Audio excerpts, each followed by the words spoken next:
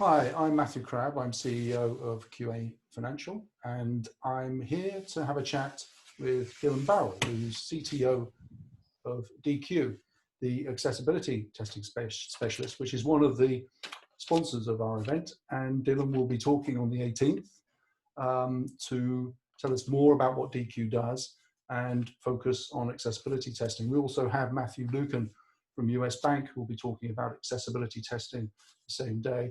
And also, I know that Brian Osterkamp, who's speaking from USAA, is also going to be touching on the subject as well. So it's a hot topic, Dylan. Perhaps you can start by telling us why it's a hot topic and a little bit about the background of Deque and your own story at the company. Why accessibility is a hot topic right now is that there's been gathering momentum as more and more of life has moved online.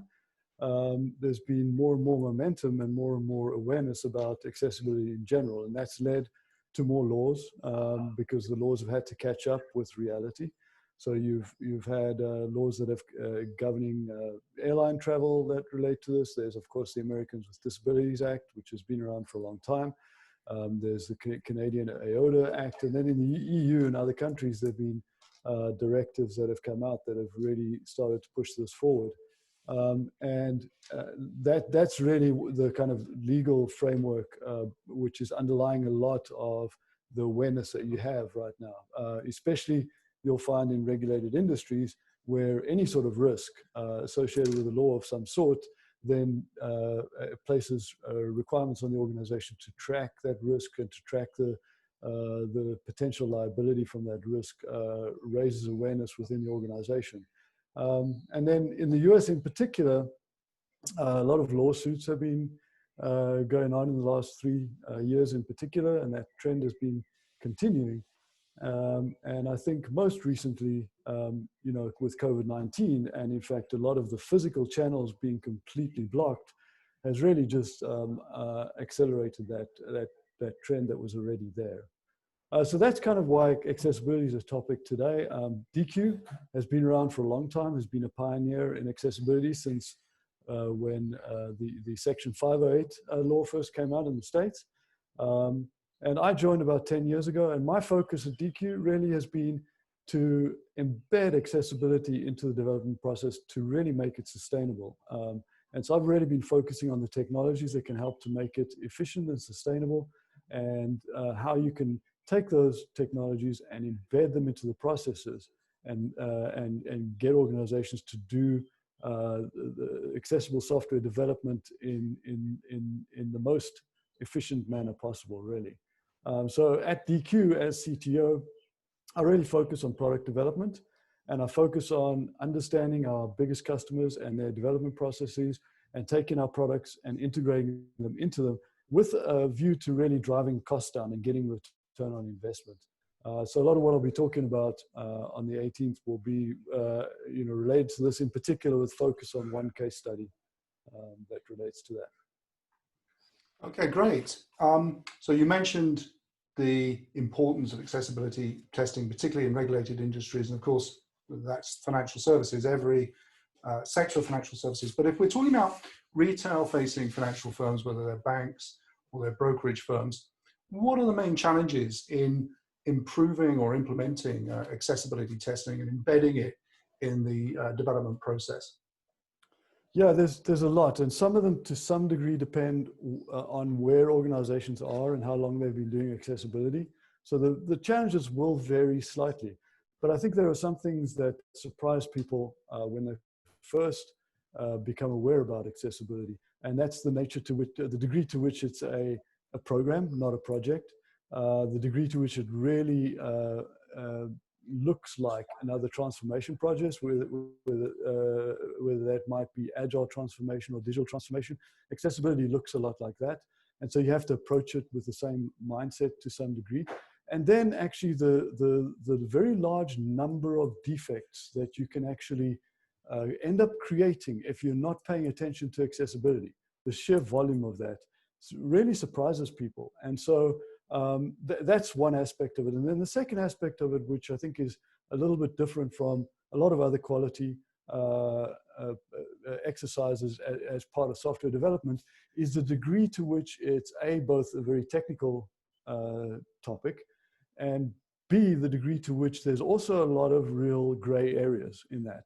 And so that makes it rather complicated sometimes when trying to get your arms around accessibility and get it rolled out throughout the entire organization. And sometimes is also one of the drivers of cost within the organization. And can you give us a couple of examples of things that you find your clients or prospective clients often fail at in terms of accessibility? What are the sort of traps that a lot of firms fail? Yeah, well, one of the things they fail at is they think that, well, there's a standard. It's called WCAG or WCAG 2, WCAG 2.1 these days. And so they'll often fail by thinking very much along the lines of the way they might think about other technology topics. Just by saying, okay, well, there's a standard out there. We'll just tell our development teams to go and adhere to the standard, and they'll figure it out themselves, right? So that's one of the areas which is most difficult. In that sense, it's a lot like Agile, because Agile was something where there was, documented, practices even that started with extreme programming, and some of them even before that. But it's actually a very complex topic in terms of rolling it out throughout the entire organization. So just because there's a lot of information out there and there's a lot of standards out there, doesn't mean you can just essentially throw the standard over the wall and it'll just stick within the organization. You really need to manage that process much more actively. Okay, thank you. And so finally, what would you say is the cutting edge in terms of the technology that you're working on, that you're applying at Deque, in terms of automating these processes, in terms of automating accessibility testing? Yeah, well, you just mentioned something that I think is very important. Organizations really, in order to get this problem under control, really need to try to bring as much automation to the problem as possible. So looking for the right tools that you can really embed at the right processes throughout your organization, in the right processes at the right points in those processes throughout your organization is critical. And then looking for technologies that are going to grow with you and grow and be able to do more. So the cutting edge today is going beyond the pure heuristic algorithms that are out there, and moving into the areas of accessibility testing that cannot be fully automated through pure heuristics. So at Deque, we're following multiple streams, but there's two streams that we're following right now that are very promising. One of those is, I think, a topic that everyone will say, well, of course, everyone's doing that, but it is very important, and that is machine learning, in particular machine vision, because a lot of what accessibility is about taking that information that is there for sighted people and making it available to people who don't have the same capabilities. So machine vision is an important technology that's emerging that is going to get more and more traction in accessibility in general. And then the other one is about recognizing that not everything can be fully automated. So how do you actually take the things that aren't fully automatable and make them more efficient through addition of automation and what we call guided testing? So those are two areas that I think right now are the cutting edge that can really drive down the costs and increase the sustainability of accessibility. Thank you. And you mentioned cost. Just as a final point, obviously there's this compliance aspect, a requirement for accessibility testing, but it is a business opportunity as well, isn't it? Because oh yeah, absolutely. There's a large population of people with disabilities globally, and of course in the United States. You talked about legislation there. So if you make your website more accessible, it can be a competitive advantage.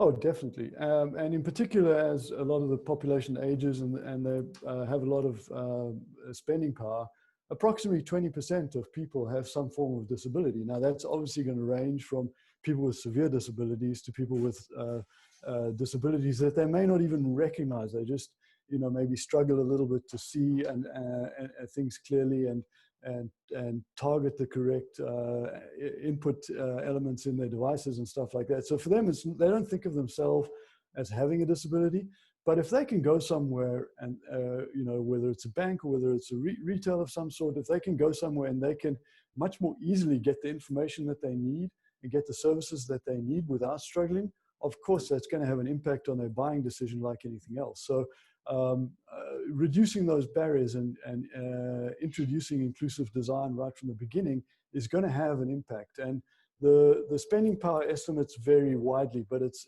estimated to be approximately the same size as, say, the African American market in North America, just in terms of spending power. So that's a significant demographic that nobody in their right mind wants to miss out on, right? So, yeah, it's huge.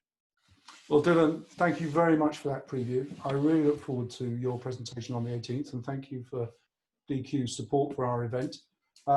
If anybody watching this wants to register, you can go to our website, www.qafinancial.com, and the event is free if you work at a financial firm.